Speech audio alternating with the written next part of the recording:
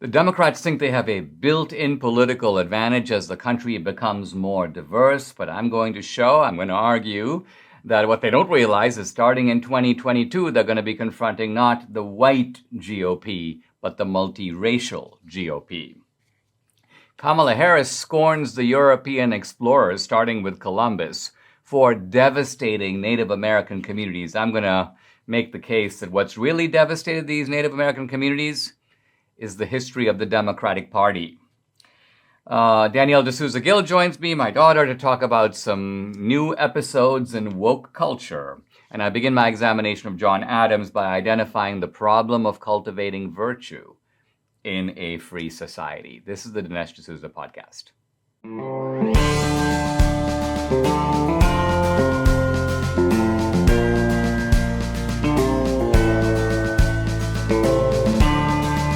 America needs this voice. The times are crazy. In a time of confusion, division, and lies, we need a brave voice of reason, understanding, and truth.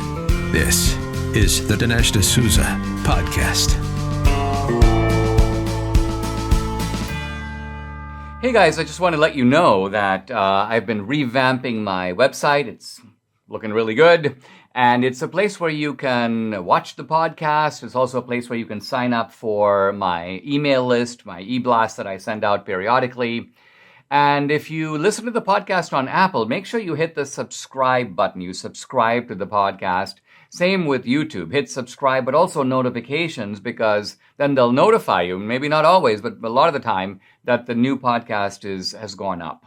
Now, I want to talk at the outset about the suburbs, because it seems to me that this is where the battle for America's political future is being fought. Notice that America isn't just divided into cities and rural areas. The cities are overwhelmingly Democratic. Not all of them. There are a few red cities, but most cities are blue, and pretty heavily blue. The rural areas are heavily red. And interestingly, according to the Pew studies, these trends have been accelerating. The cities are becoming more blue and the rural areas more red. But 50% of Americans, 50% live in the suburbs. These are the rings around the cities. And these suburbs, which used to be overwhelmingly white, kind of white, middle to upper middle class, to some degree reliably Republican for many, many decades, these suburbs are now more diverse racially, more Hispanics, more African Americans. The old stereotype of blacks living, quote, in the inner city. A lot of blacks today live in the suburbs. They might even live in low-income housing, but there's low-income housing that is not the old tenement or apartment buildings, but in fact, standalone buildings in the suburbs. So the Democrats think that this is a huge win for them, because as America becomes more diverse, as the suburbs become more diverse, they have a built-in political advantage. In fact, they think this is how they won the 2020 election. They won the critical suburbs around Phoenix, around Atlanta, and so on. But I think what is very interesting is that when you look at this Pew data about the suburbs, you find that there are suburbs that have become quite diverse, that nevertheless voted for Trump, and voted for Trump by decent margins. And what that means is that the fact that suburbs are becoming more diverse doesn't by itself mean that the Democrats are going to get those voters. They assume they are. But in fact, the voting bloc that they're getting most of is the kind of wealthy white vote. The wealthy white vote, which was again heavily Republican, has now drifted more toward the middle. Democrats are winning more of those voters. But the good news for us is that there are large numbers of Hispanics that are moving to the Republican Party, moving toward the Republican Party. Now, the Republican Party has a lot to do to really win and lock in these guys. But think of it, Hispanics are working class, the middle class. They represent upward mobility, the attempt to sort of make your life better, a little bigger house, a second bedroom or a third bedroom, the idea of being able to have a good education for your kids. This is basically where Republicans can win these people, not just the Cubans and the Venezuelans who have memories of what's going on in Cuba or Venezuela, but also Mexican Americans, Puerto Ricans. Now, for the first time, and I saw this really with Trump before first of all, was the idea of being able to win not just middle-class blacks, but sort of ghetto blacks, ordinary, very poor blacks from inner city communities and poor blacks in the suburbs moving to the Republican Party. Why? In a sense, they're moving because of wokeness. They hate this woke culture coming from the left. And the beauty of this is that the woke whites who run the Democratic Party can never fix this problem, because the only way for them to fix it is to become unwoke. And that's the one thing they're not willing to do. So they're going to try to browbeat Hispanics and browbeat the blacks into wokeness. And this is all just great news for us. Now, the GOP has a kind of winning formula. The winning formula is that we are a multiracial party, but multiracial, united around shared aspirations, shared dreams, or united around patriotism. We're united around the idea of prosperity and upward mobility. We're united around the idea of choice in education and excellence in education. And we're united around the idea of having a safe, lawful society. In other words, a campaign against the defund the police. The idea here that we need not only free communities, but communities that are also safe for our kids to play in and for people to walk around in. The Republican leadership, as usual, is kind of last to the multiracial picnic. They haven't opened up sufficient positions of leadership for blacks and for Hispanics. They need to do that. But there is a window of opportunity here for the GOP to win the suburbs. And by winning the suburbs, you have a suburban rural alliance against the inner cities, which have become more and more unlivable, more and more infested with crime and drugs and homelessness. Let these be the kind of dysfunctional democratic pockets inside a multiracial Republican nation. Can you have too many towels? Well, the answer to that is no. And as for Debbie and me, we just can't stop ordering the MyPillow towels. We've replaced all the towels in our house with MyPillow towels, but now Mike Lindell is a special that we can't pass up, so we're just going crazy and ordering more for us and for our family. Now, ordinary towels just don't seem to dry you anymore. They feel soft and lotiony in the store, but you take them home and they don't absorb. Why not? Because towel companies typically import the product and they add softeners that make the towels feel good, but they don't dry you very well. Mike Lindell has solved this problem. Debbie and I can testify. He's created the best towel company right here in the USA. MyPillow has proprietary technology to create towels that not only feel soft, but actually absorb and leave you feeling fresh and dry. MyPillow towels come with the MyPillow 60-day money-back guarantee. For a limited time, Mike Lindell is offering a ridiculously good deal on his 6-piece towel set. By the way, excellent Christmas gift for everybody. This includes 2 bath towels, 2 hand towels, 2 washcloths. They're made with USA cotton, soft yet absorbent, regularly $109.99, and now $39.99. What a deal. Call 800-876-0227. That's 800-876-0227. Or go to mypillow.com. Make sure to use promo code DINESH, Dinesh. Vice President Kamala Harris just lashed out at the European explorers who came to America, starting with Columbus. She was speaking before the National Congress of American Indians. This is their annual convention. And she says that these explorers ushered in a, quote, wave of devastation for Native Americans. She talks about the shameful past of America.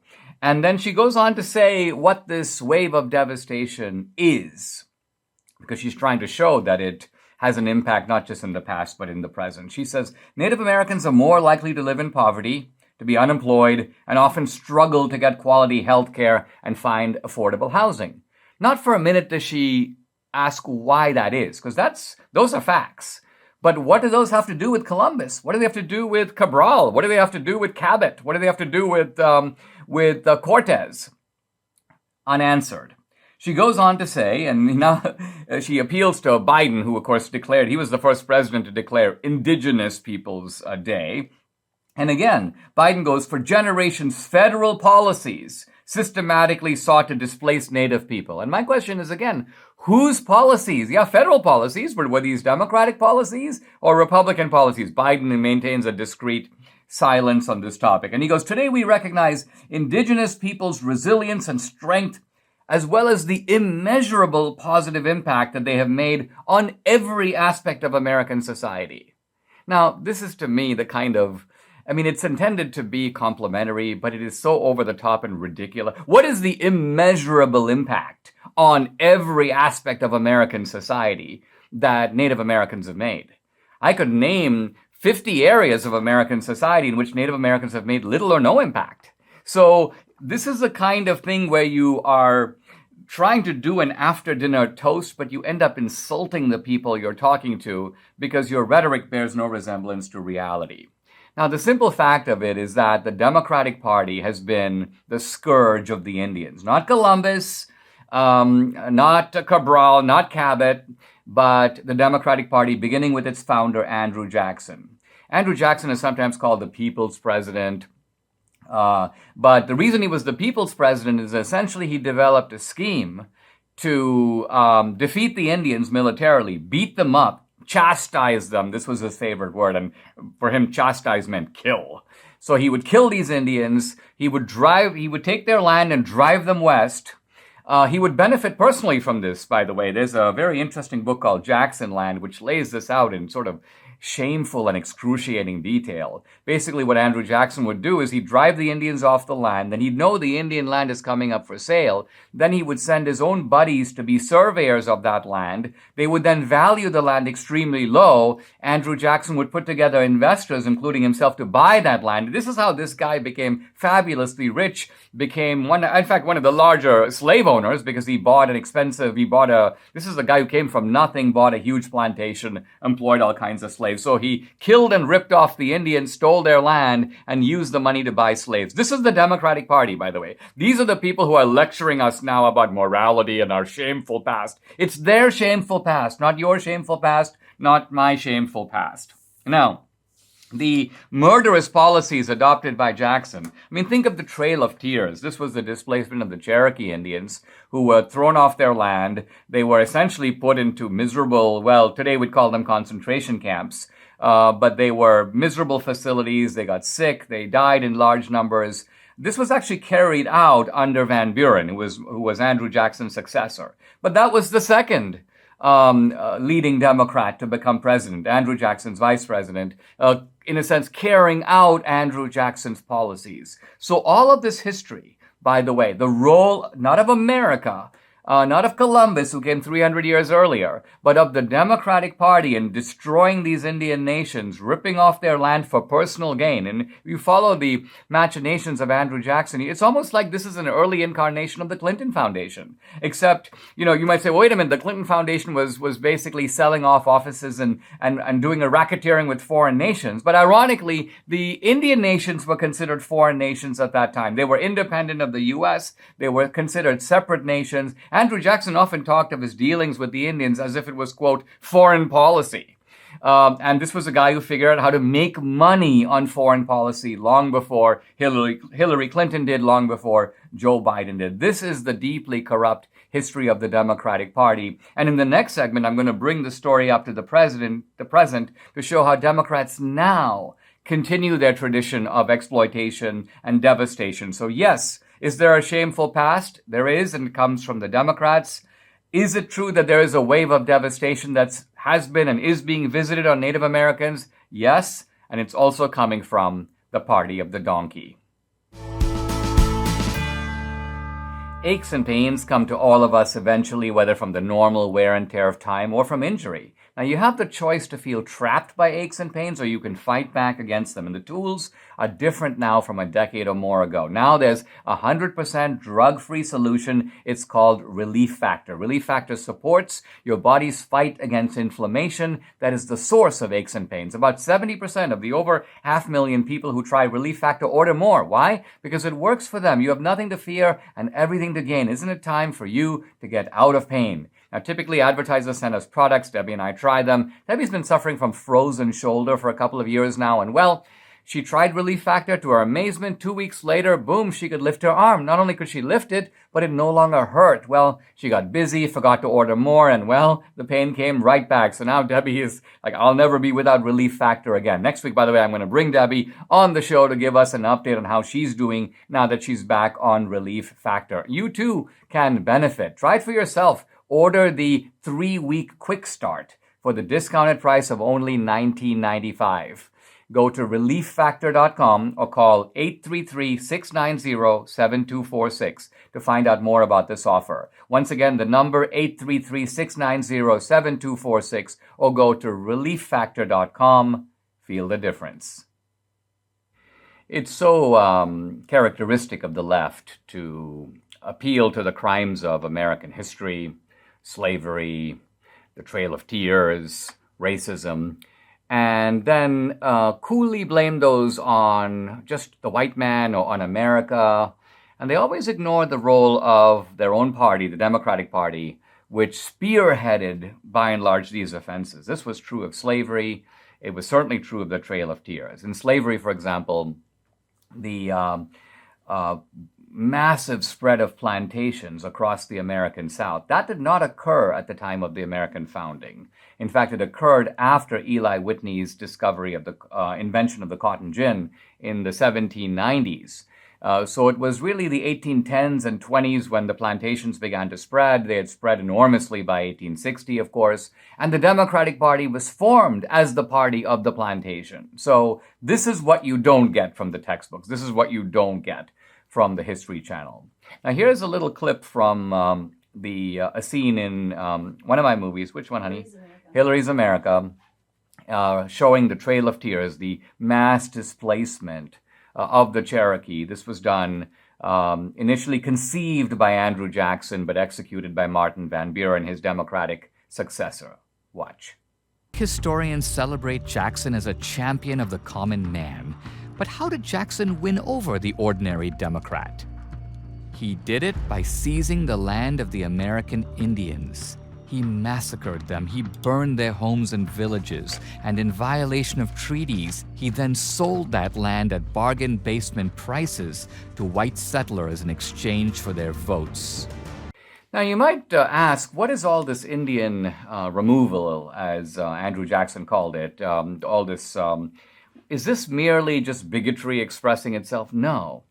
It was part of a vote-buying scheme. And I say this because that resonates with what Democrats do today. The idea is to use the power of the federal government to collect goodies that you then dispense to people, and those people in return will give you their political allegiance, which is to say, their votes. So Andrew Jackson did this, but he did this with white people. His basic idea was, hey, white guys, you want to settle across the country, but of course you've got these native tribes and they claim it's their land. Here's where I come in.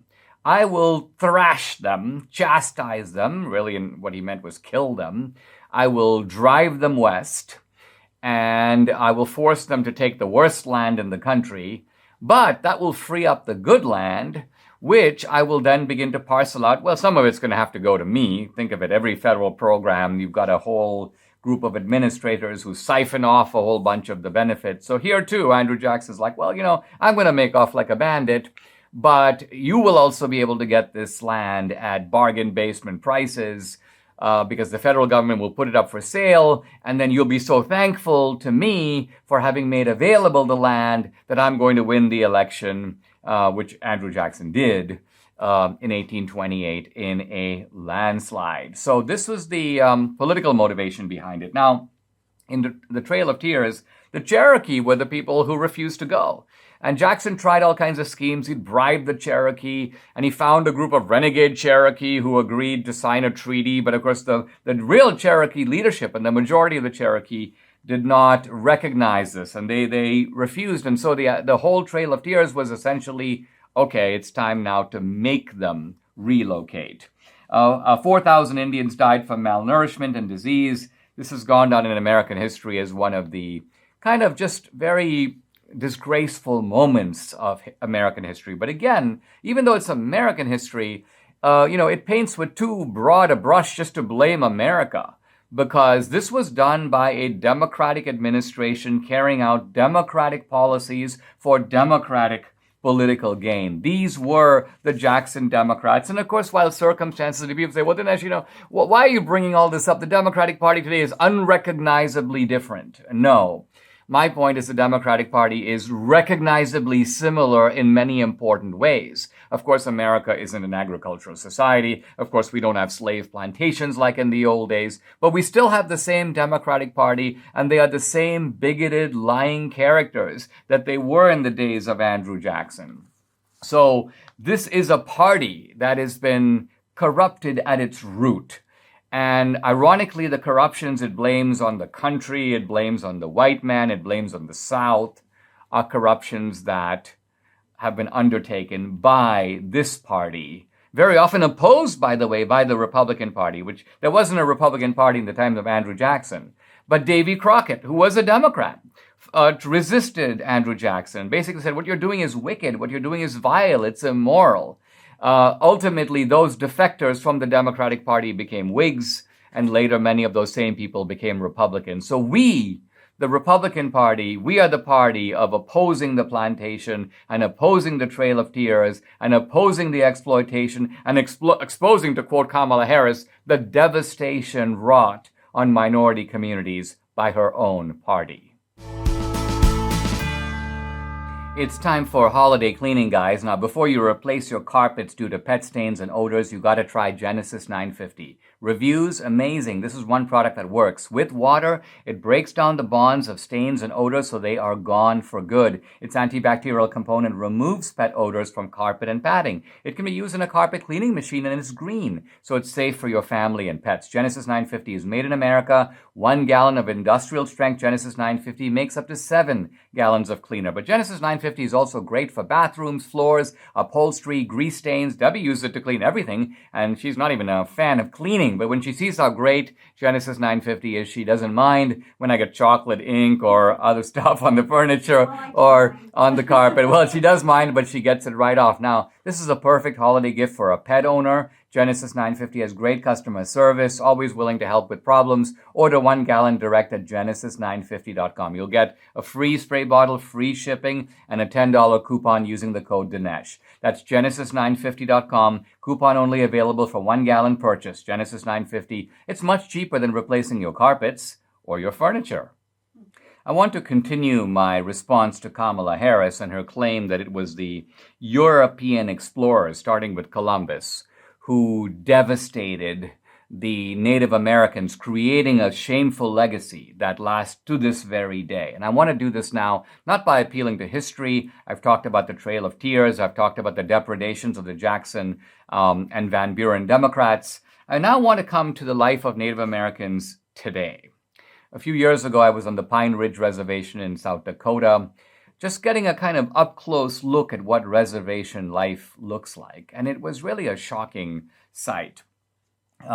Ramshackle dwellings, filth everywhere, cars sitting on lawns, just wild dogs running around barking, disconsolate native people sitting around, sometimes with, a Coors beer in their hand, just looking as if the world is coming to an end. Just a picture, not only of poverty is one thing, but of despair. And I thought to myself, who did that? I mean, who's created that? Is that Columbus? Columbus do that? No, it isn't Columbus.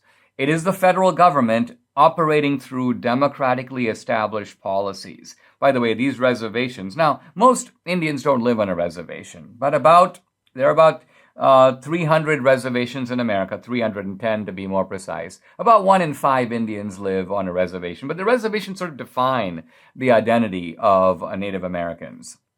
And you have to recognize that the Native American reservation is you may say, the native version of the Democratic plantation. The Democrats are the party of the plantation. I've mentioned in the previous segment how they are the ones who created the vast network of slave plantations across the country.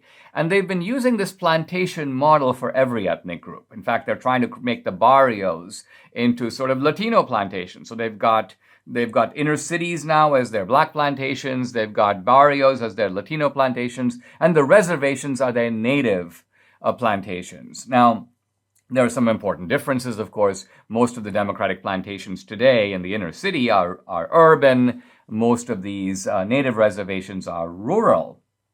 But there are recognizable similarities.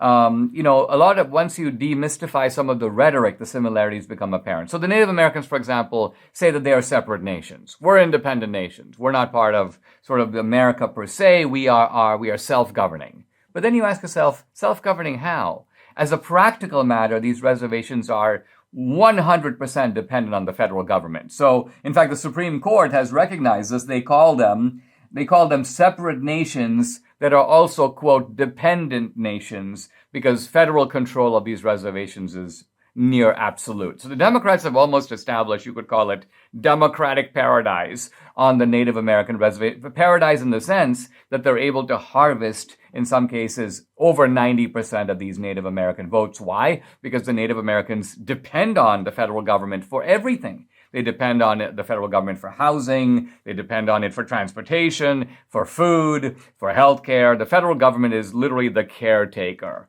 of these Indian, quote, nations. Interestingly, in some of these tribes, foreigners are people who are not Native American, can't live on the reservation. So what do? They create what the Native Americans call the compound, a huge ring that is looked on as those are the foreigners. But who are the foreigners? Well, they're typically teachers and administrators and welfare bureaucrats and government officials and social workers and research teams and medical personnel. These are the overseers of the reservation. And the Native American people view the foreigners with some resentment or even hatred, in part because they get lousy services, lousy education, lousy healthcare, and so on. But these overseers don't really mind, because their goal is to keep the Native American people poor and dependent. Think about it. If they were not poor and they were not dependent, they might say, well, listen, we'll run this reservation on our own.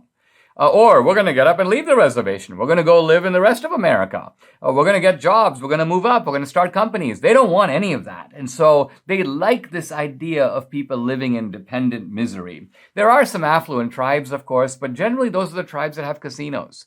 The other tribes are terribly poor, and all the cultural pathologies that you see, for example, in inner cities, broken families, gangs, a sense of despair, high crime rates, all of this you see on the Pine Ridge Reservation and indeed on many reservations across the country. Serious problems with drugs, serious problems with alcohol. I was reading a book called Res Life, in which the author says that in one of the Native American towns on the reservation, 1 in 6 residents has done more than 10 years in prison. So this is really the Native American version of Oakland and Baltimore and Chicago. The government has wreaked the same havoc on the reservations as it has in those places. So when Kamala Harris says, we've devastated the Native American population, she's right. But the we here refers to her and her party, and not just her party in the 1830s and the era of Andrew Jackson, but her party now, which maintains these multicultural plantations, almost, you may say, shared misery, but shared misery that redounds to the political advantage of the Democratic Party. Inflation is already running hot, right at the highs of the last couple of decades, and now the Democrats are trying to push through another massive spending plan, $3.5 trillion. So here's the deal. If you think money grows on trees like our government does, well, I guess you can keep living in ignorance, but if you're freaked out as I am about the impact this additional spending is going to have on already high inflation, well, it's time to protect your savings now. Diversify a portion of your savings into gold and silver with Birch Gold Group. If you haven't reached out to Birch Gold to diversify part of your IRA or 401k into a precious metals IRA, do it today. I buy my gold from Birch Gold. They have an A+ rating with the Better Business Bureau, countless 5-star reviews, and thousands of happy customers. Talk to them. Have them help you safeguard your investments. Text Dinesh to 484848 to claim your free information kit and to speak with a precious metals expert on holding gold and silver in a tax-sheltered account. Again, text Dinesh to 484848 and protect your savings today. Guys, I'm always happy to welcome my daughter, Dinesh D'Souza Gill, to the podcast. She's the author of the book, The Choice, The Abortion Divide in America. She's also the host of a weekly TV show, which appears on Epoch TV. It's part of the Epoch Times. Danielle, welcome to the podcast. Let me start by just asking you about, you've now been doing your show for, 8 weeks? Talk about the difference between writing a book and doing a TV show. Which do you like better, and what's the experience been like so far? I really love both. And I think they're just so different because with the book, you end up working on it for about a year. You spend a lot of time researching it. And most people, of course, don't actually read it or get to experience it till the book comes out. But with the show, when you work on it every week and people can see it pretty much in a timely manner, and then you kind of move on to the next episode, it's just a different type of writing and a different type of experience. But I really love both. And so I think the combination of getting to do both is really special. Awesome. Hey, listen, you sent me a couple of articles that I want to talk about. One of them, they both deal in different ways with kind of woke culture. One of them is situated on the campus, and the other one has to do with Hollywood, so the larger culture. But let's talk first about the campus. There's a ruckus at the University of Michigan because a Chinese American, a guy named Bright Sheng, a very talented musician. In fact, this guy got a MacArthur Genius Award. He's been nominated for the Pulitzer Prize in Music. This is a guy who got into trouble. Talk a little bit about what he did that was so outrageous, and then what happened. Well, it's so sad. He is a music professor, and he actually ended up showing a video of Laurence Olivier in blackface in a Shakespeare play and in Othello. And I think that he wanted to show kind of how, more of the cultural side of things. But of course, the only thing that the left drew from it, the only thing that students drew from it was the blackface that Laurence Olivier wore at that time. Of course, that was actually like a very old film, and he's a renowned actor. And so I think it's really sad that even though he apologized and said, "I'm sorry, I understand, the meaning of blackface," they couldn't accept that. They couldn't accept his apology. And they also continued to call him a racist. And even other professors are ganging up against him, which I think is the most sad because, of course, these woke students, I mean, they're total idiots. But these other professors have turned on him and have really said, he's racist. And the fact that he would even say that he's not a racist means even more that he's a racist. And so when Bright Sheng tried to defend himself, he just made it worse for him. He says that the reason that he played this old film is that he actually wanted to show how Othello, the play, could be adapted into an opera. So he was obviously interested in the music angle. The blackface part of it was incidental. Also, being Chinese American, he may not have originally grasped the significance of doing that, especially today. Now, he, as you say, when the students began to protest, he issued an apology, and he said two things. One is he said, "I didn't know, I'm really sorry." But the other thing he said was, I've always been fair to my students, and I have in fact mentored a number of students of color. And this is what I find interesting. They say that his apology is itself racist, in part because he's implying that the success of these students of color is due to him. Well, obviously it's due to him. He's the professor. He's the one teaching them their craft. And so they wanted him to just grovel and not attempt to defend himself in any way. And I think that's what they seem to have found most offensive of all. Absolutely. They really just want you to be in self-flagellation mode where there's no redeeming quality to you as a person. There's no way you can get out of this. It literally is just pure racism. That is what they want you to say and admit, which of course is not even true. So even if he were to say that, it wouldn't even be reflective of the truth of his heart behind that action or who he is as a person. I think we can obviously tell that he's not a racist, but I think that it just shows that the left, they really never give up. And these other professors who have even signed these letters saying that he should be, fired and so on, I think just shows just how crazy this entire sphere is. And hopefully the tables turn on those other professors and they're punished at some point. I mean, you have the department repudiating him. You have the Office of Diversity repudiating him. I mean, listen to this comment by one of his own colleagues, probably somebody he knows that he sees in the faculty dining room. This is a guy named Evan Chambers. And he says that the apology itself is, quote, a racist act regardless of the professor's intentions. And that's what I want you to comment on. How can something be racist regardless of intention? Let's say his intention was, as he says, to draw out the operatic significance of this film. So he has no racist motive. How can something be a racist act apart from motive? Well, I also think that the film in and of itself and showing films from history is not racist. So I also just completely disagree with the premise that even if his intention was to show historical films, that's not wrong, because there is a lot to learn from history, and we learn about all kinds of things that might have been, let's say, wrong. But I think that taking this as if it's a personal attack, as if he was showing this film in order to upset students of color, as if he was trying to be a racist, or it somehow shows his internal intention, or even not. I think it's just so irrelevant. I think that people should be able to learn about history and be able to watch films from history. And that's why students don't end up learning anything these days, is because everything is just so censored. I mean, it's worth noting that Laurence Olivier, one of the admittedly greatest actors of all time, and it's also worth noting that that this is a film that was this is an act done by some guy raised in China, someone who's probably not fully initiated into woke sensibilities. But the students want a safe space. I think that's the outrage of the whole thing. Universities are not supposed to be safe spaces. They're supposed to be unsafe spaces where you actually learn things that are not only unfamiliar to you, but maybe even upset you in some regards. Daniel, when we come back, I want to pivot to a topic closely related, which is wokeness in Hollywood, in this case led by the star of Thelma and Louise, Geena Davis. We'll be right back.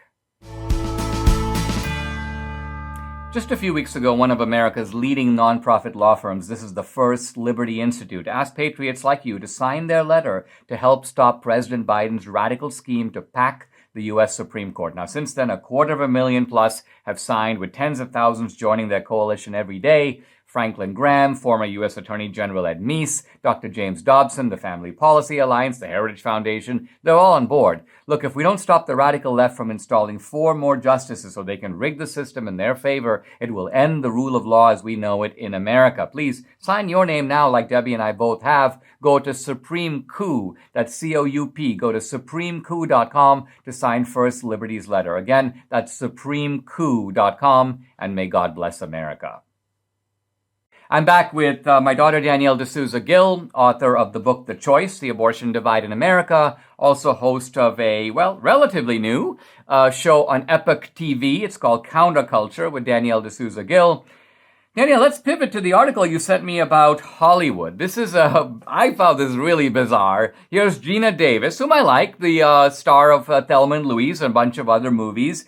But evidently she's now become a kind of woke culture warrior, and she is working with the company to monitor scripts throughout Hollywood to sort of, you could call it, screen for unconscious racial and maybe gender bias. Talk a little bit about what's in this article, and then we can discuss what we think about it.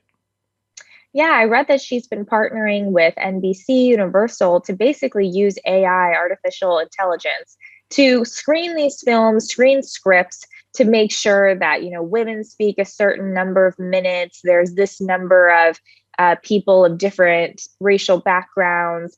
There are even requirements, like if two women have to speak to each other for a certain amount of time and not about a male character or things like that. And so I think that this really just shows the fact that, number one, Hollywood is so off the rails that they're willing to even do something like this with artificial intelligence. But part of me also feels like I don't actually object that much, because I think it's time Hollywood really follow their own standards. Oftentimes they call for these things and make other people do this, but I hope some of them lose out on these jobs because they have to follow their own rules for a change. I mean, just think of, this is to me an open declaration of war against creativity, because if you or I or anyone sits down, let's say to write a script or to write a novel, we're going to tell our story our way. And so the idea that I've got to have a certain number of men and women, and where's the Chinese character, and, I don't see anyone who's trans in the script, this notion and the idea of using, as you say, artificial intelligence as a counting mechanism to assign point values. I mean, I can't think of something more alien to the spirit of creativity. So the reason I support this, Danielle, is because I think it's going to accelerate the already continuing decline of Hollywood. They already show that they don't know what a good story is like. They don't understand human feelings. They can't make a good script anymore. You've got to go back 20, sometimes 40 years to find a movie that you can emotionally identify with, that even has any concept of a coherent plot or motive or character or development or climax or any of that. So do you see this as a way of Hollywood, signing its own death warrant? Exactly. And that's probably why the professor we mentioned, Bright Shang, had to show Laurence Olivier in a film, because that is when films were great. But I think it just shows that Hollywood is really not worth watching. It's not worth us even engaging in them. And I don't even care to defend them. I don't even care to defend the fairness of, let's say, other people getting roles and so on, because, if they want to live in that world and that's what they want to do, they want to have those standards and make Hollywood all about that. That's fine. And hopefully people disengage from the culture that they're creating and don't support those films. Apparently, all of this started with something called the Bechdel test. A cartoonist named Alison Bechdel, who was concerned, I think, more about feminism, not so much about the race issue. She figured out a way to kind of allocate point significance to the distribution of male and female roles. So she was pushing for more female roles. And now they've taken this concept and expanded it to the race issue, plugging in all these different racial groups. And of course, I think Gina Davis thinks that she's incredibly cool. She goes, "I am heartened by NBC Universal's commitment and ongoing dedication to systemically improve Latino, Latina, Black, and AAPI, I guess that's Asian American Pacific Islander representation, blah, blah, blah." So this is how these people define success these days. It's virtue signaling. It has nothing to do with a good script, a powerful story, something that's true to life, something that the audiences will identify with. They are truly in their own world, and I think you're right. You and I should just check out of it. Just not be a part of it and just watch it go up in flame. I don't even think all these foreign markets that they're pushing for will care about any of this stuff. You think the Chinese, the Indians, people around the world care about this nonsense? They're going to basically say, these people are living on Mars, so let them.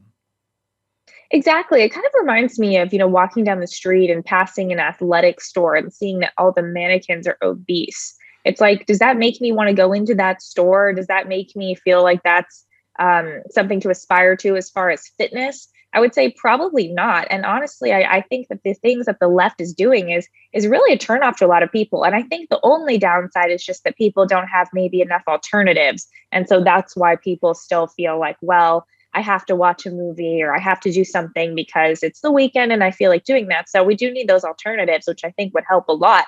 But other than that, no, I think the left is really pushing people away themselves. They're turning people away. And then when normal people see these things, they just think, oh, wow, well, this is really strange. I mean, most people in the country aren't trans. So if that's going to be their main character from now on, then that's just odd. Absolutely. Well, I couldn't agree with you more about the fact that I think as conservatives, we need to build our own culture, our own education, our own comedians, our own movies, really our own Hollywood. We won't call it Hollywood, and it probably isn't going to be based in Hollywood, but nevertheless, it provides the kind of genuine entertainment, not just a recreation of the past, but an application of enduring human principles to today's world in a way that people new audiences can identify with. Exactly. And I think before in Hollywood, maybe 50 years ago, there were still some films left who were pretty good.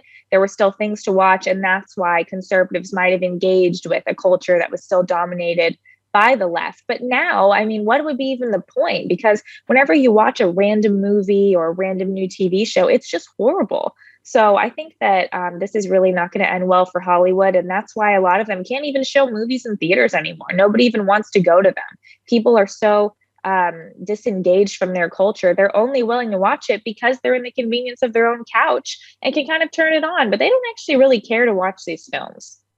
I agree. My message to Gina Davis is keep doing what you're doing. You're taking Hollywood off the precipice. And my advice is just keep going. Thanks, Danielle. Really appreciate it. Look forward to having you back soon. Thank you.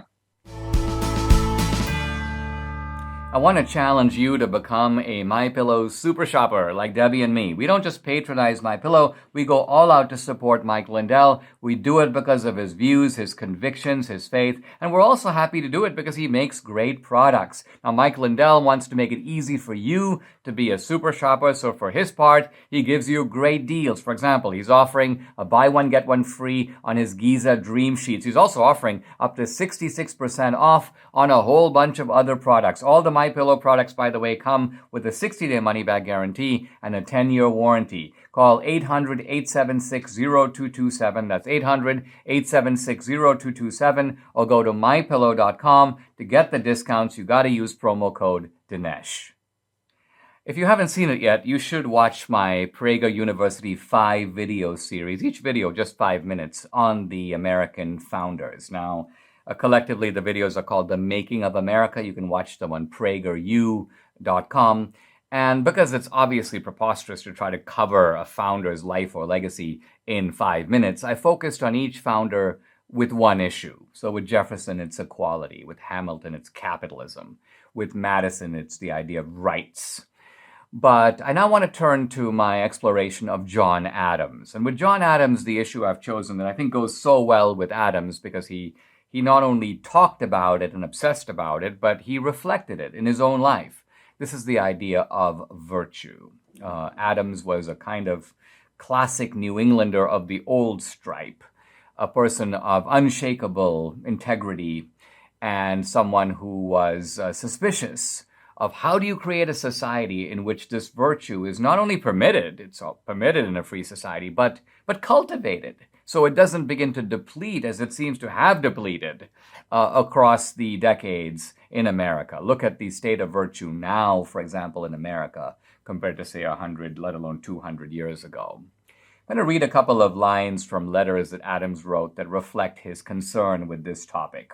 Here's his letter from Adams to the Massachusetts militia, 1798.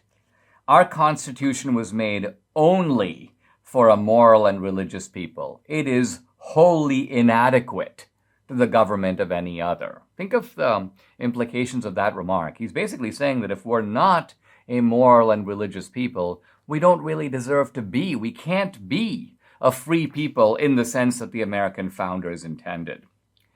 Here's Adams again, wondering about the effects of affluence. Will you tell me how to prevent riches from becoming the effects of temperance and industry? Will you tell me how to prevent riches from producing luxury? Will you tell me how to prevent luxury from producing effeminacy, intoxication, extravagance, vice, and folly? Here, what Adams is saying is that through temperance and frugality and hard work, we create prosperity. But how do we transmit that prosperity to the next generation? They're not going to be as frugal. They're not going to be as temperate. They're not going to have the same qualities of deferred gratification as their parents. I mean, think of how relevant this is, for example, to so many of us who grew up with so little, Debbie and me included. But with our children, they have so much more, and we can tell them about our hardship. But how do we communicate it to them? They who have been raised under totally different circumstances. Here's Adams again, letter to Benjamin Rush, 1808, when public virtue is gone, when the national spirit is fled, when a party is substituted for the nation and faction for a party, when venality skulks and lurks in secret, and much more, when it impudently braves the public censure, almost a clinical description of the Biden administration. He goes, the republic is lost in essence, though it may still exist in form. So in other words, the chilling idea here is that you can lose America even while keeping all the kind of outward structures of America. Well, yeah, we had an election. Well, yeah, we do have a constitution. Even if we don't pay attention to it, or it's become so elastic, nobody knows what it means. So I think today, to understand Adams, we have to think for a moment about virtue itself. Because when we hear the word virtue today, we hear it from the left and from the right. But I think both in a context that Adams would find unrecognizable. From the left, virtue is, well, you've heard the term virtue signaling. And the key word there is signaling because you don't actually have to be virtuous. In fact, you don't have to do anything. What you have to do, this is a virtue that makes no demands on people. all you have to do is claim victimization. Not even your victimization. No one did anything to you, but you are a member of a victim group that was once victimized. And so apparently you're haunted by those memories, and this supposedly makes you virtuous. Or if you think about virtue signaling and think about somebody like Bill Clinton, this is an utterly shameless character. This is a guy who, for example, is a routine abuser of women. In one case, he's even accused of raping a woman, Juanita Broderick. And yet here's a guy who basically uses virtue signaling to get out of responsibility. He's sort of like, well, yeah, I may have done those things, but, I do support the Equal Rights Amendment. I am on the side of women's rights. I support equal pay for equal work. And so the virtue signaling actually is a mode of escaping virtue, of showing no virtue and covering for your lack of virtue. Now, on the right, we often hear about virtue, but their virtue is tied very much, I would call it, to the feminine virtues. It's tied to chastity, it's tied to the family, it's tied to abortion, it's tied to sexuality. And so these are, well, let's call them feminine, a kind of feminine understanding of virtue, because it essentially revolves around sexuality. Now, interestingly, in Adams's time, when Adams uses, as he frequently does, the virtue, he doesn't mean any of this. He's actually talking about public virtue. He's talking about civic virtue. He's talking about the virtues of a citizen, not just of a private individual. He believed in the virtues of a private individual, and he in fact practiced them. But he also believed that virtue needs to manifest itself in patriotic and civic engagement. Now, why? What was he really getting at? I think what Adams was getting at, and I'll pick this thought up tomorrow, go into more specific detail about it, is that, yes, we want the abundant society. Yes, we want the free society. But we also want the virtuous, which is to say the wholesome society. Wholesome here interpreted in two senses. Wholesome in the sense of that we mean it today, morally wholesome, clean cut. But also in the wholesome in the sense that all the citizens have an attachment to something bigger than themselves. They are engaged in their communities. They're involved in private charities. They're involved in civic enterprises, whether they're volunteer firefighters or they man the volunteer city library. So freedom for Adams didn't mean mere choice. Freedom meant we have to educate people, and you see the importance of the role of education here. Religious education, yes, conducted through the churches, but also moral education conducted by parents and by schools and by civic institutions. The idea here is not just to have choice, but to make the right choice. So this is Adams, our kind of man of virtue, distinctive among the American founders in that way, hoping to create in America not just the free society, not just the prosperous society, but also the good society. Subscribe to the Dinesh D'Souza podcast on Apple, Google, and Spotify, or watch on Rumble, YouTube, and SalemNow.com.